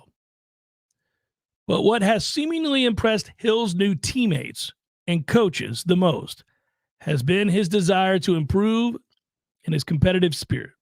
Quote, this kid was determined to be here. And when he got here, he's just taken it to the next level. Everybody in the building is happy with his attitude and what type of kid he is. Jordan Travis, who met with the media last week, said he's a great kid, always has a smile on his face, comes ready to work. Coach Mike Norvell recruits guys that are ready to work. You can't come here and not be ready to grind every single day. Pretty cool. Talk about the rust of a 2-year layoff. Coach Johnson said it's concern early on, but he's back in the flow of things, catching footballs, catching punts, catching kickoffs. He's enjoying it all. He's embraced it all. One thing they do in the weight room with Coach Storms is they push him. We push him outside at practice. He's embraced all of it, and that's what you want. Yeah. Yeah. So we'll see. I don't know that we have any expectation that Destin Hill is going to come in here and light the world on fire in year one, but there's a legitimate chance that he impacts this team in a very positive way and adds to what has already been a huge improvement in the receiving core. You brought in a Keon Coleman. We already know what Johnny Wilson is. And then All Day Dre had a great spring. Now we just continue to add pieces over and over and over again. As for Brian Courtney, a player that I said, over a year ago, I thought might be better suited at linebacker. Look, I'm not going to pretend to know the kinds of conversations the coaches had with him when they were recruiting him out of Virginia. Because if you watch the huddle tape of him, and if you've been out at practice, and I have, then you see the speed and the athleticism. He's a very good athlete. Okay, so you could tell that right off the bat. But one of the reasons, somebody asked me over the weekend, why did you say that? Why did you think that? Well, I've been disappointed. I'm going to start with the truth. I've been very disappointed with a lack of depth of talent at linebacker. So I thought we needed the help, okay? Let's just start there. I thought we could use another good athlete within that segment group. But then when you looked at him off the edge, where he was playing defensive end, or they lined him up as a defensive end at times at Virginia, look at his pursuit. Look at his sideline to sideline pursuit. Look at his foot speed. Look at his athleticism. He played with a nastiness on defense. Like, it wasn't just a great athlete who was an offensive weapon who's lighting it up. You know, when you're a really good athlete, okay, if you're one of these elite athletes in high school, I don't care the sport, whatever sport it is. Like, let's say you're an elite athlete in baseball and you're in high school. A lot of times you're a shortstop or a pitcher or both. Like, they just put you wherever they need you. You can do it all because your athleticism is better than everybody else's on the field. And that's true of football too. You'll see guys that play both ways in high school. They're the fastest guy on the field. They can make every play. But sometimes when you see a player who's lighting it up on offense, whether he's a receiver or a quarterback, when they put him on defense, he doesn't play with the mentality that you want to see a defender play with. He's not nasty. He's just fast. So he's able to make a play on the football. He can read. Maybe he's got good instincts. He's got great feet. Turn his hips, get in your pocket and go. He can do those kinds of things. But he's not nasty. He's not coming up ready to lay the lumber. He doesn't tackle well. He's just in the way. Sometimes that's the way it is when you see really good athletes that play both sides of the ball. There is clearly a side that they excel at, and the other thing is just something that they do because they're needed. But when you watch Brian Courtney's tape, you could see that was a kid that when he played defense, he played defense. Got after the quarterback, was a guy that could also track down running backs and receivers from the other side of the field. And when he hit you, he had a little something for you. And so that's why I made the comment that maybe he could be switched to linebacker. I'd like to see it. And then the fellas, we were all having fun with it. They made fun of me. And I continued to double down. It wasn't completely uneducated. I mean, if you go watch the huddle, you could see it. And it happened. And yeah, it makes me smile. And yeah, I'm bragging about it. But in truth, if we're just talking about pragmatically, what does it mean?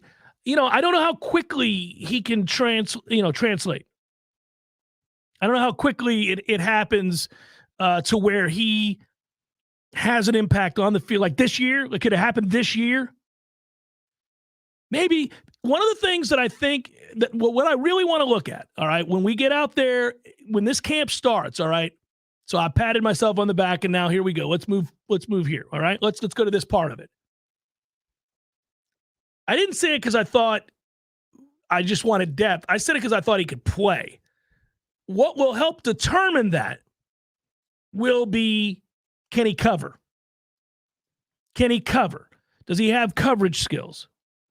That's what I want to see when we start back. I mean, he did obviously in high school, he could, but I want to see what that looks like and how quickly he's able to get back to doing those kinds of things. I mean, he could just be a specialist. He could just be a guy that you use in situations where you want to get after the passer.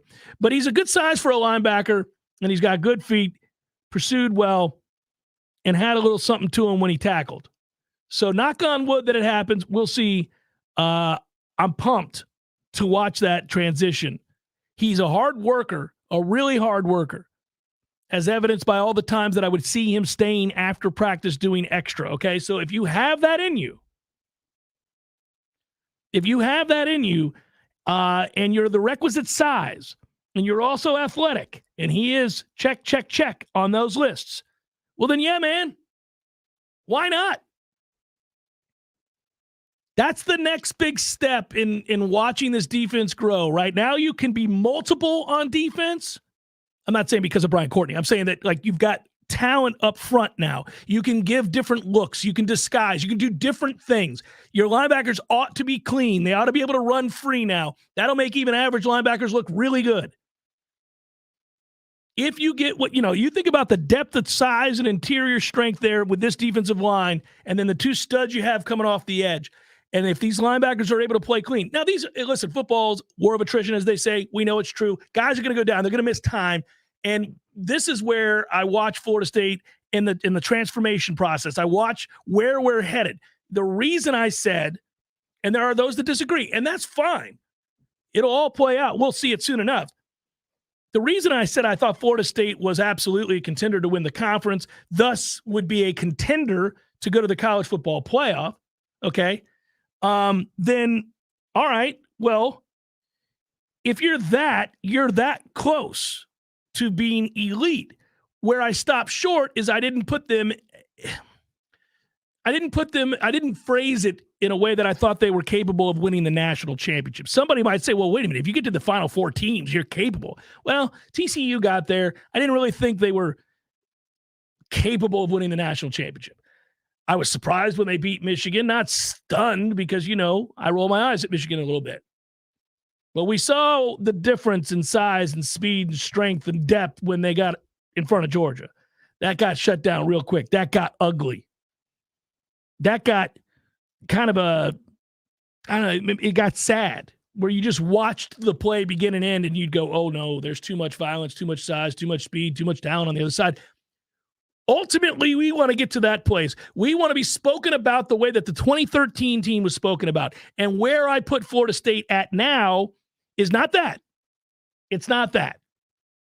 You need a couple more cycles of guys and elite players to where you're really not looking at segment groups going, well, we can disguise this.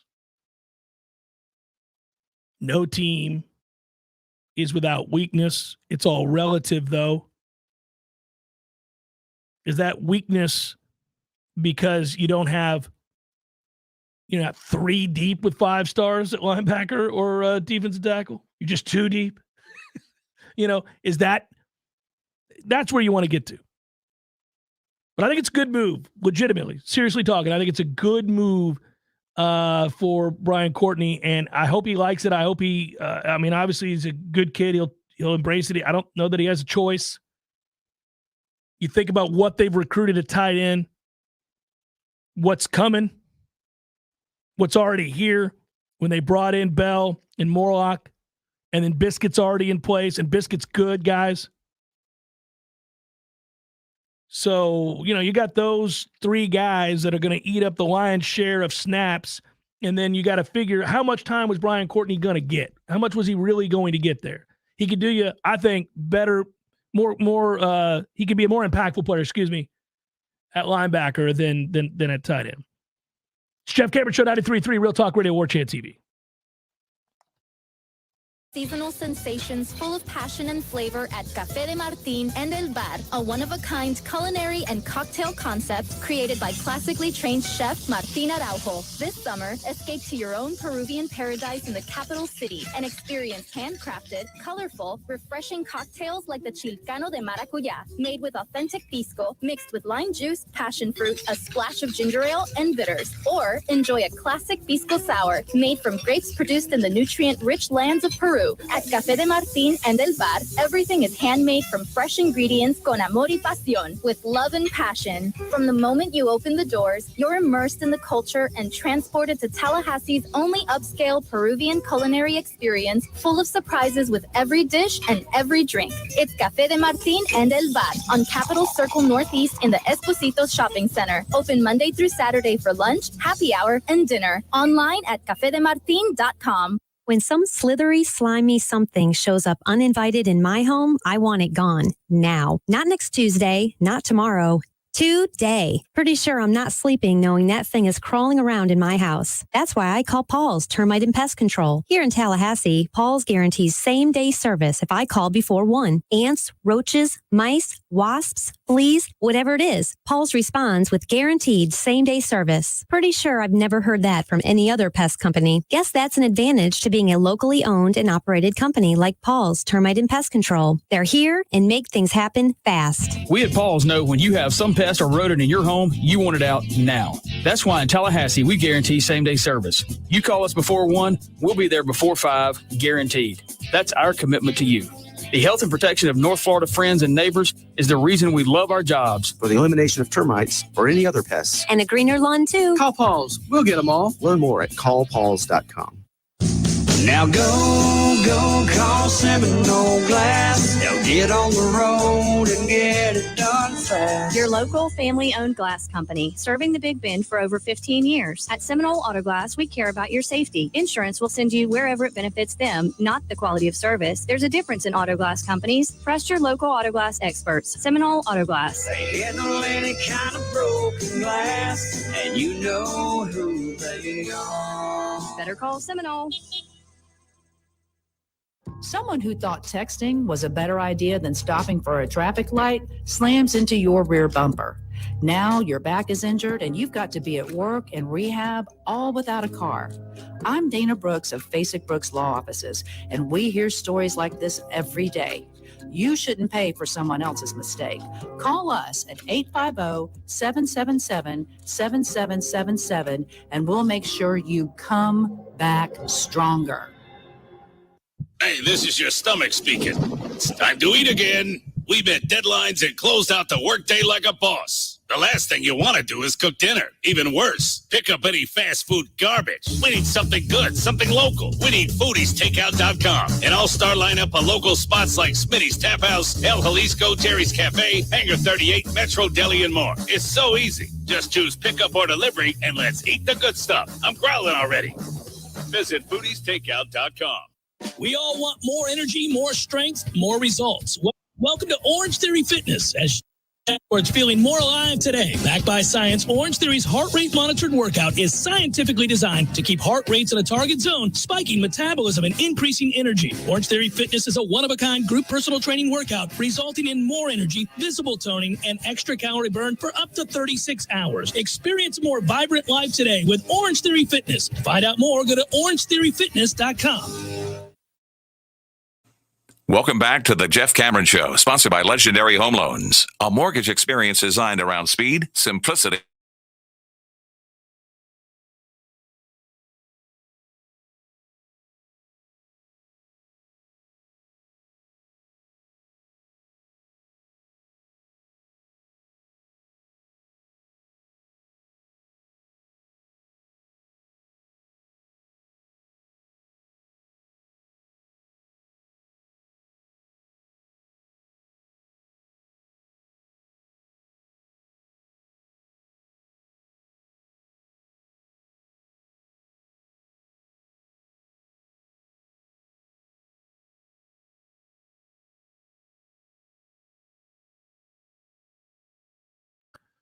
They're everywhere, guys. There's like, I think there's, what did I say last week? 46? I think it was 109. 109 Zaxby's. They're everywhere. Good news on Zaxby's, by the way. Still kicking ass. That chicken sandwich. Giant split top bun. Thick cut pickles. Zax sauce. Seminole boosters for over 18 years. Die hard. Zaxby's deliciousness. Get after it. Georgia plus 220. Alabama plus 600. Ohio State plus 700. Michigan plus 900. LSU 1,200. Southern Cal 1,400. Clemson and Florida State plus 1,800 to win your national championship. There's a lot of props that you can. We will have to do a show solely dedicated to that. Good job, Noel Dad. Had wings from Zaxby's yesterday, he says.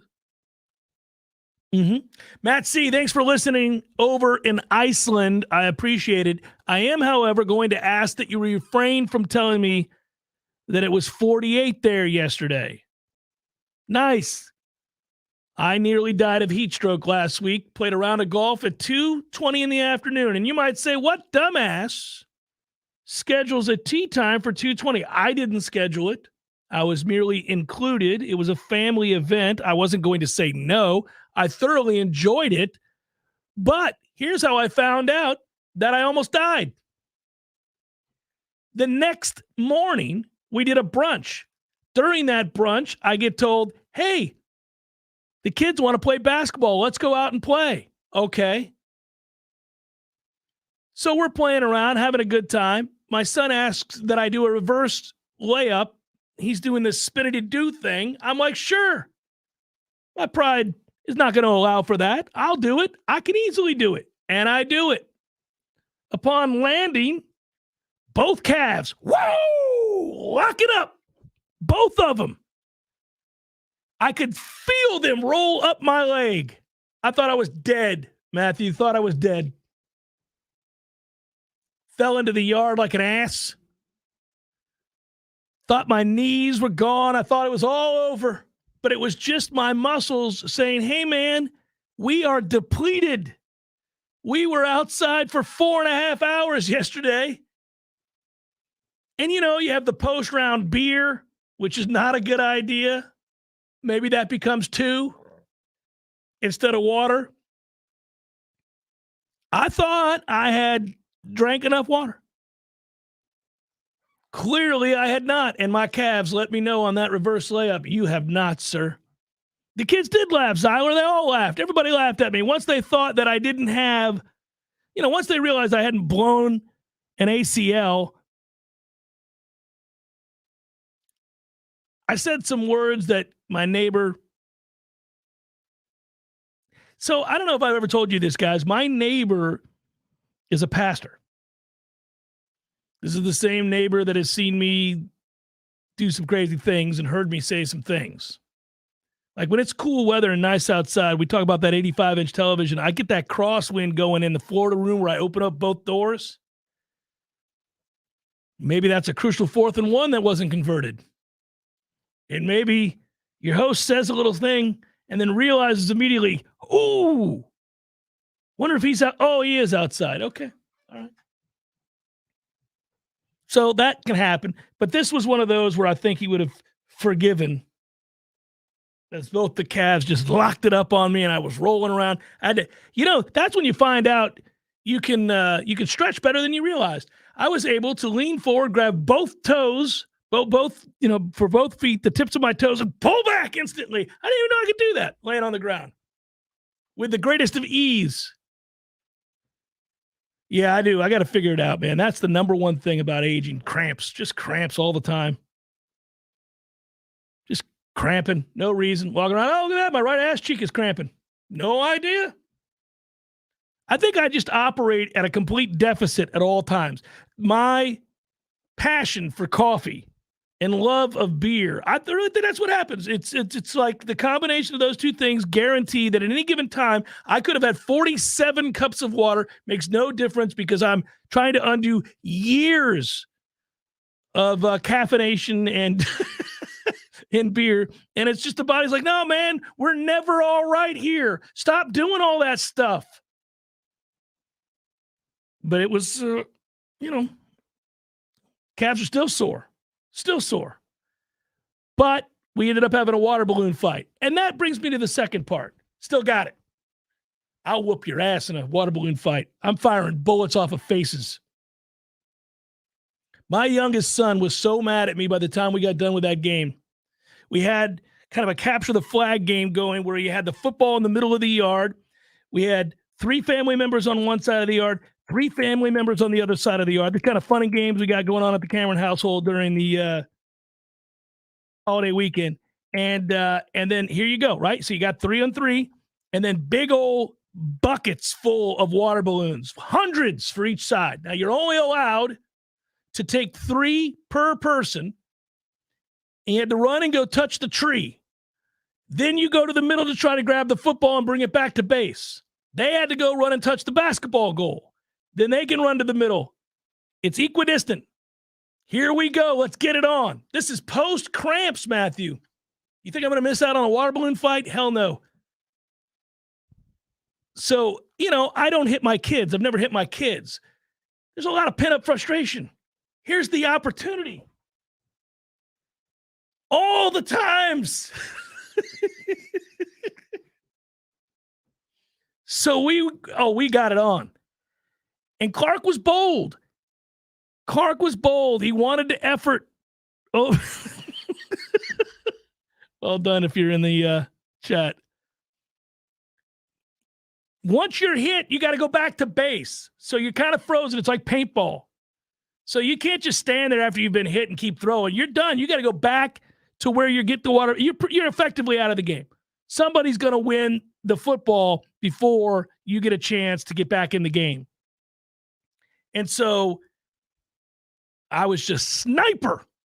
Just take the first throw of the game right off of Clark's testicles. Just a bam! He knew it was go time.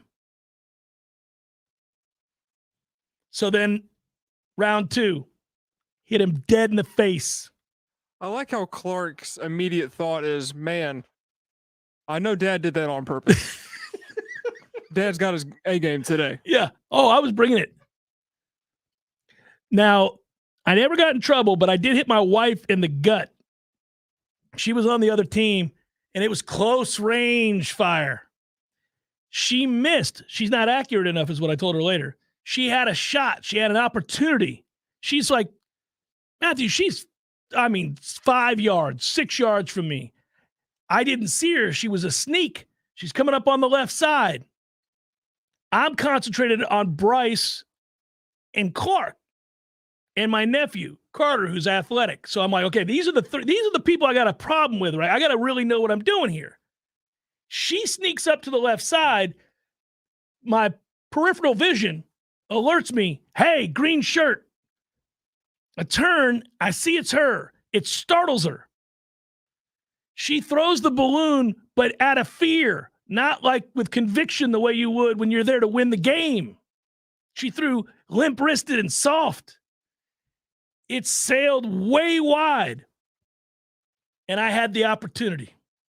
And she was just aghast that I would take it. Fired it. Bam! Right off the gut. She went, ah! The way that women do. And later on, and I felt bad later on because she goes, you created a welt. I said, well, it's water balloon. What do you want me to do? I can't just toss it. So I got to break it. But there was a welt. There was a whole thing there. Kind of, what are you going to do? Got her good, though. Got her good. Got Clark at least 5 times. He almost wanted to quit. I love when kids are at an age where they can't handle the emotion. They can't handle losing. They don't know what to do. Because I don't let my kids win anything ever if I can help it. Now my oldest is good enough to just beat me now. But when you have that opportunity, you don't let anybody win. You gotta do what you gotta do. And we were getting after it. But you can still showcase the laser-like focus in the throwing motion. It's important. Oh, final report on the water balloon. Water balloon fights have always been great. They've always been fun, and they still are. I would encourage all families as a form of getting it off your chest to have a monthly or bi-monthly, perhaps, water balloon fight. Get it set up. Let everybody get after it. You're allowed to throw as hard as you want. It's a water balloon. Buck up, soldier. It can sting. It can sting. Catch you in the lower back. It can sting. It's all right. Let you know you're getting in it. It's the action that you want. Jeff Cameron Show, 93.3 Real Talk Radio, Warchant TV. Your local news now. A juvenile has been charged with murder related to the June 22nd shooting incident at the McDonald's parking lot on West Pensacola Street. 16-year-old Kylan Welch was charged with 2 counts of second-degree murder Monday. A dispute that began at the Palmer Monroe Community Center basketball courts led to the McDonald's, where Trenton Tompkins shot and killed Jermaine Johnson. Welch said Tompkins then turned the firearm towards him, and in fear of his life, Welch shot and killed Tompkins. Welch will be tried as an adult. The U.S. Postal Service will raise the price of a stamp from 63 cents to 66 cents on July 9th. Postal Service said the rate increase is part of its 10-year plan for achieving financial stability. Price increases on mail are not the only way the Postal Service intends to meet its goal of reversing $160 billion in losses. It's also investing in infrastructure and technology to achieve its goal that includes facility upgrades to promote efficiency and modernizing its delivery fleet. This is Rachel Anay with your Real Talk 93.3 Local News Update, brought to you by Macklemore Systems, Tallahassee's go-to Mac store. Check them out online at MacklemoreSystems.com. This is meteorologist Paul Trombley with your Real Talk 93.3 weather update. More clouds than sun this afternoon with scattered thunderstorms likely. Daytime highs approaching 93. West winds 5 to 10 miles per hour. Scattered thunderstorms likely tonight. Lows level off around 75. Mainly cloudy skies expected. Scattered thunderstorms again tomorrow. Highs around 94. Sunshine mixed with clouds at times. This report is brought to you by the Lawn Johns. For all your landscaping and lawn care needs, visit thelawnjohns.com. Right now, 88. Power Mill Training Academy equips motivated athletes focused on baseball and softball with the specific tools to reach their true potential. Now, you'll read that if you go to their website, but I'm here to tell you that, look, whether it's your daughter wanting to play softball, your son wants to play baseball, or maybe they just want to have fun and get the most out of their abilities, and that's where Power Mill comes into play. They've got coaches and camps that teach for every level of play for your son or your daughter. To learn more, go to PowerMillSports.com. My man, Eddie. Jeff, what's happening, dude? Bears eating people all over the place. I read another article today. It's the third one in the last month of somebody getting mauled to death by a bear. Man, you know, bears have their own space. You got to let them have that. You do. You got to stay clear of bears, is what you're saying? Yes. I got a question for you. Here you go. If you had to be mauled to death, eaten alive by any animal in the world, which would you choose to eat you alive? Ooh, I think maybe I'd want, I don't know, longevity time, a mouse. Just a slow burn. Slow burn. This thing just finished the pinky. It's been a month. I could go to work. I could still do my thing. I could probably live 30 years. I thought you were going to say great white because it'd be quick, or a grizzly. We went with mouse. Yeah, mouse. Okay. You know? Mouse it is. Gordo's bringing the flavor and flair of Cuban food to Tallahassee since 1996. The Jeff Cameron Show is a production of thewarchant.com.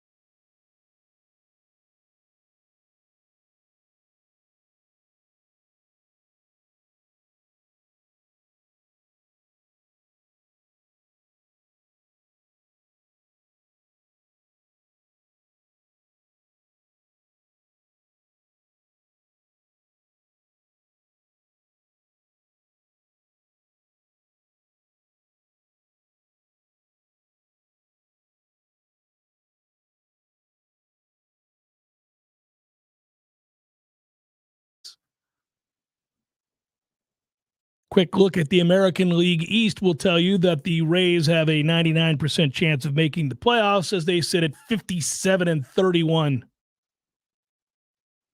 That'll work. By the way, did you know that just looking at sheer traditional numbers, did you know that Wander Franco is hitting 286, 10 homers, 27 steals, 43 RBIs, 47 runs? But he leads the American League in B-WAR because he's been one of the best defensive players in baseball. Baltimore, Irash Fells Orioles are 49-35.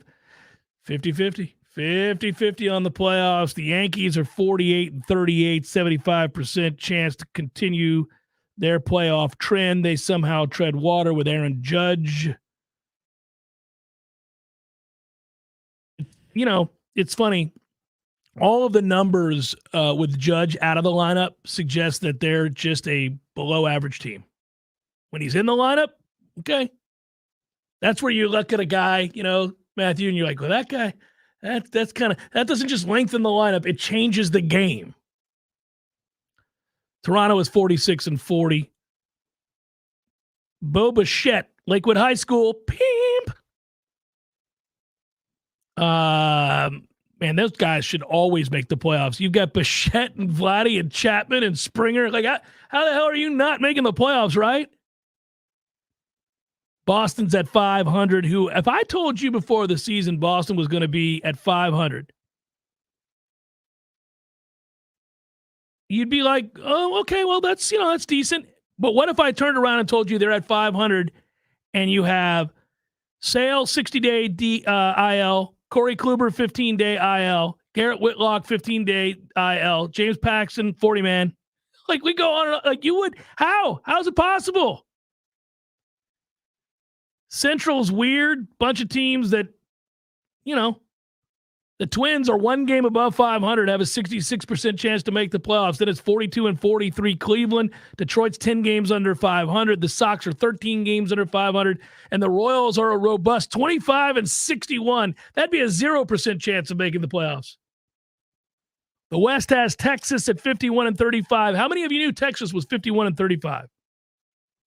The Astros are 48-38, 10 games above. They'll make it. Angels 45-43, and they're gone. All the players got hurt, including Shohei Ohtani and Mike Trout. Oh, Shohei got hurt? Yeah. I saw Trout went on the IL. Yeah, but I think this is a sort of, all right, well, let's wait and see till after Shohei's got a blister. Mike Trout's out for the foreseeable future. Anthony Rendon hurt again. Always hurt. So I don't know. Baseball needs that team to make the playoffs. Baseball needs the Angels to make the playoffs. The Mariners are 42-42. Kind of a fun team. And that 1-2 pitching combo with Castillo and Kirby is good. I find myself watching Seattle. Do you? Oh, yeah. I kind of like watching them play. Yeah, I love Rodriguez, love Kalenic. Yeah. They're a good team. The A's are 24-63. The campaign for baseball, I'll do National League tomorrow for you. The campaign for baseball before the season and the effort to speed up the game and the pitch clock and what would happen, nobody talks about the pitch timer. It's not a thing. It has been, remember when players were like, it's not going to work, there are going to be problems. It has been a raging success. The games are a little over a half an hour quicker on a nightly basis. The action is up. You have increased stolen bases. The games are shorter and the action is up. How could that be a bad thing? It's not. Attendance is up. Man, Rob Manfred may be a dumbass, but he stumbled into a good run here this year. Baseball is winning. The numbers, the ratings, attendance, the product itself, the games are more enjoyable. Everything we're seeing in baseball right now is good. It's good. It just kind of makes you angry to think they didn't do it sooner. A lot of these rules were on the books anyhow, not correctly informed or, implemented. This time, out of desperation, they decided, we're going to do it. We're going to do it. We're seriously going to do it. I saw something over the weekend. I don't know if you saw the clip, and I don't know where it was from. It's a minor league game or an exhibition game, some sort of game in which the system was in place for the umpires. A player could challenge ball strike. A player could instantly challenge ball strike like you do in tennis when the ball is in or out. Split second, though, the key to that whole thing is we don't want to review after every pitch, of course. And I think you would have rules about the number of times you could do it without question. But, Matthew, the way it worked was it was an outside fastball. The camera was behind the plate. I'm watching this replay. I got to figure out where it was. Maybe I'll bring it up tomorrow. Ball's about a good 2 inches off the plate. Guy misses the call. Just straight up misses the call. Umpire says, strike one. It's clearly not a strike. Hitter doesn't freak out, turns, taps the top of his head twice as an indicator that he wants to challenge. The computer screen is set up. They can instantly see where the ball was located, the depth, the width, all of it. They've got everything they need. Umpire turns to the person that's directly behind them that looks at it to get a ruling. So the guy taps the top of his head. I mean, it's instantaneous. Strike one, guy backs out of the box, goes, no, taps his head. Umpire turns around, gets the signal and says, you're right, ball one, pitch. It happened that quick. And that's a system where you would keep the umpire in play. You could challenge ball strike. I don't know what that specific rule is going to be, but what I am talking about is they've got it to where it is efficient. Nobody wants to sit around and watch this turn into a review like in football or basketball with fouls and the degrees to which we've now let fouls be called. It's obscene. I love the NBA. I think the product is great right now, better than it's been in years. The quality of play on a nightly basis in the NBA is awesome. A lot of you don't watch it. I understand. We're not in the NBA season. But this past year was awesome. You have more elite scorers and elite offensive players than ever before. The athleticism and length and size, it's unbelievable. But that said, the one thing that tears it down over and over and over again is the review process. Man, you go back and watch, and I'm not saying everything needs to be the way that it was, but go back and watch a playoff game from the 90s, a regular season game from the 90s. A guy goes to the hole, he gets fouled hard, the whistle's blown, he's fouled, he gets up, he goes to the free throw line. We're done talking here. If I deem that you tried to hurt him, you clothesline a guy, you do something flagrant, I'm calling a flagrant. There's a chance you could be thrown out. There's a chance there's a technical. But we're not reviewing everything to the nth degree to find out what kind of a flagrant, what kind of a foul. Just it's a foul, it's not a foul. It was malicious, it wasn't malicious. We're done here. We're done. If baseball gets to a place where, hey, man, you missed the hell out of that one. I get it. It's hard. Ball's moving fast. We miss calls occasionally. You missed that one. All right, look. Yep, I did. Sorry, ball one. If we get it that quick, let's go. Because I don't want to see them do something that takes away from the progress they've made this year in terms of times of games. And it also removes another talking point against, or that would take away from a great game, like terrible officiating. Like if Angel Hernandez is out here, you just take him out of the picture completely. Yeah, completely. That's right. And he doesn't. Yeah, his authority is usurped. Correct. That is correct. Take him out completely. Be done with it. I agree with you. Jeff Cameron Show will come back, wrap it up momentarily. 93.3 Real Talk Radio, Warchant TV. Considering getting a new hot tub or upgrading your existing hot tub? Now's the absolute best time to do it. Hot Spring Spas has the jets on full blast, and the prices right now have never been hotter. You can find huge savings at Pinch a Penny Pools and Spas, and we mean huge. For a limited time, you can get up to $5,000 off in instant discounts and rebates. Plus, 60 months, no interest financing for qualified buyers. You heard that right. $5,000 in discounts. And that's not all. When you buy a hot spring spa from Pinch a Penny Pools and Spas, you'll get a free consultation to determine the best placement in your yard for installation, a free accessory of your choice, and install can be completed in just a matter of days. It's the most aggressive rebate program that's ever been available to buyers from Hot Spring Spas. So stop by Pinch a Penny Pools and Spas on Greer Road today to check out their 12,000 square foot showroom with over 50 hot tubs on site.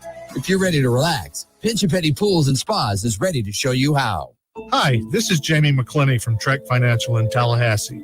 Managing downside risk in your portfolio is one of the biggest challenges that you'll face in retirement. Trillions of dollars in stimulus from the Federal Reserve and D.C. politicians, combined with zero interest rates, have propped up financial markets since the financial crisis ended in 2009. The Fed recently ended quantitative easing and has started to raise interest rates at a time when the global economy was already slowing. Have you considered what another 50% correction in the stock market would do to your retirement plan? If you're concerned about where this all might be headed and would like to find out about the potential benefits of an active risk management strategy for your portfolio, give me a call at 850-900-5200 and schedule a time for a review of your portfolio from an active risk management perspective. Make Jamie your first call for a second opinion. Investment advisory services are offered through Trek Financial, LLC, an SEC-registered investment advisor. Hey, no fans, our partner ISF Inc. is a national management and IT consulting firm located right here in Tallahassee, Florida, solving the future for state governments through strategy, process, and technology. As a trusted advisor for state governments, ISF knows the importance of defining a clear and detailed strategy. Our friends at ISF can help your organization create a strategy that sets you on a path to success. ISF, your vision plus our expertise brings your brilliant ideas to life. Visit ISF.com to learn more. ISF, solving the future. My man, Eddie. Jeff, what's happening, dude? Bears eating people all over the place. I read another article today. It's the third one in the last month of somebody getting mauled to death by a bear. Man, bears have their own space. Well, you got to let them have that. You do. You got to stay clear of bears, is what you're saying? Yes. I got a question for you. Here you go. If you had to be mauled to death, eaten alive by any animal in the world, which would you choose to eat you alive? Ooh, I think maybe I'd want, I don't know, longevity time, a mouse. Just a slow burn. Slow burn. This thing just finished the pinking. It's been a month. I could go to work. I could still do my thing. I could probably live 30 years. I thought you were going to say great white because it'd be quick, or a grizzly. We went with mouse. Yeah, mouse.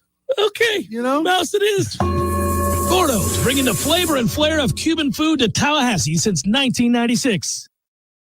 The Jeff Cameron Show is a production of the Warchant.com multimedia.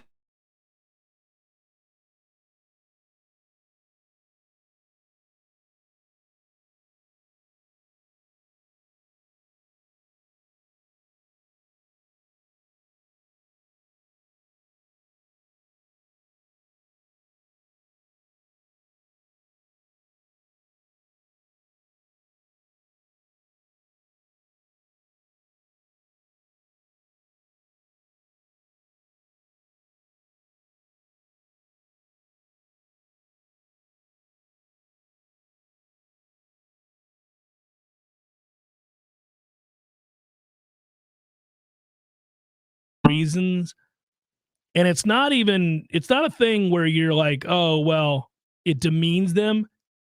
It's understood that it's a tough task. All the other stuff, the personality laden stuff where guys get all upset that you question them, that's got to go. But it is it's really neat to see how it is this system worked. We'll tap the head. Got it? Yep. Turned it around just like that. Boom. Just like that. And I think that's the future. Speaking of, that's a little tub talk. Folks at Pinch a Penny, they make it easy right now to get that hot tub that you've always wanted, spa you've always been thinking about. Get discounts and rebates up to $5,000 off, 0% financing for 60 months. There it is. You could be in that bad boy for as little as $99 a month with installation and hot tub covers included. Thanks to our friends at Pinch a Penny on Greer Street. It's a massive showroom, fun to go into. Take a look around, man. 12,000 square feet of tubs everywhere you look. Get all the answers you may have ever wanted about owning a new hot tub or spa. Pinch a Penny, Greer Street, just off of Capitol Circle. Segue nicely into some probables here. Before I do it, want to remind you that Power Mill Summer Camp's going on right now. Softball, baseball, you name it. Check it out on their website, powermillsports.com. Cue it up. Let's go. Let's ride. It's time for, how you say, with the pitching, probables? Houston leads the Rockies 1-0. JP France on the bump for the Astros. Chase Anderson for the Rockies. A's, Tigers, Ken Waldichuk, Eduardo Rodriguez. Phillies, Rays, Tawan Walker, Zach Littell. Cardinals, Marlins, Matthew Liberarte. Brian Hoyne. Reds, Nationals, Graham Ashcroft, Josiah Gray. Orioles, Yankees tonight. Let's go Birds, Dean Creamer, Randy Vasquez. We got Rangers and Red Sox, John Gray, Brian Bello. Braves, Guardians. Should be an easy win for the Bravos. Michael Sirocco, maybe not. Cal Quantrill goes for the Guardians. Royals, Twins, Alec Marsh, Pablo Lopez. Blue Jays, White Sox, Jose Barrios, Lance Lynn. Cubs, Brewers. Justin Steele, Adrian Hauser. Angels, Padres. Patrick Sandoval, Seth Lugo, Mariners, Giants, Tommy Maloney. Hey, Alex Cobb, Mets, D-backs, Senga Time, and Tommy Henry. Finally, the Buccos tonight, trying to win the series from the Dodgers for the second time this year. Osvaldo Bido goes for the Buccos, Bobby Miller for the Dodgers. That is a look at those that shall reside on the bump. And with that, I give you all a big hug and say peace. Great job, Director Matthew. Be well. We'll be back with you tomorrow. Let's do it proper. Peace.